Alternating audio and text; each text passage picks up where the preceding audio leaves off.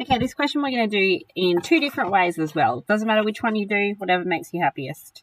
So, first thing we're going to do is read the question. So, the velocity of a particle at this time is given by this equation.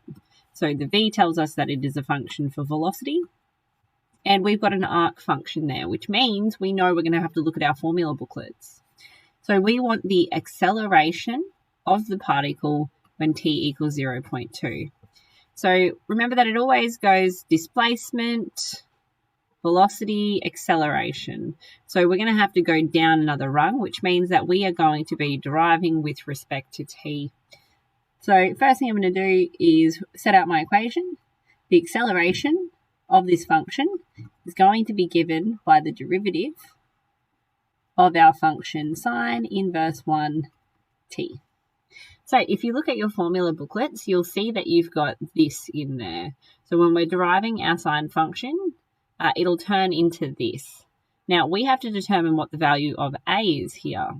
So I know that if I've got t there, and it's supposed to look like t over a, the value of a must be 1. So this must be 1 to make that statement true. So therefore, a equals 1.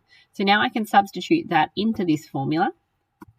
So the acceleration function can be given by 1 over, now 1 squared is just 1, minus x squared.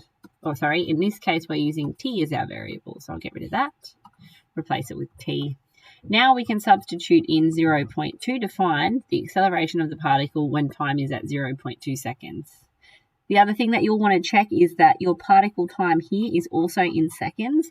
Very common trick in exams to make that minutes or something else and then have the unit different down here. So 1 over the square root of 1 minus 0.2 squared. Make sure that that square root symbol goes the whole way across.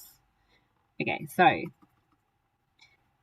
1 over the square root of 1 minus 0.2 squared, press execute, and we get this number here.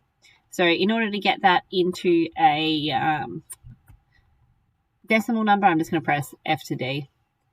So that is equal to 1.02, and we'll leave it at 2 decimal places. So that aligns with B as our answer.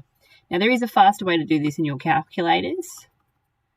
So if I just go math, and then derivative, and then I'm going to put in my inverse sine, bracket, x, bracket, and then go over here and tell it I want to substitute in 0.2 after. I can get it into the exact form, and then it'll give me the same answer.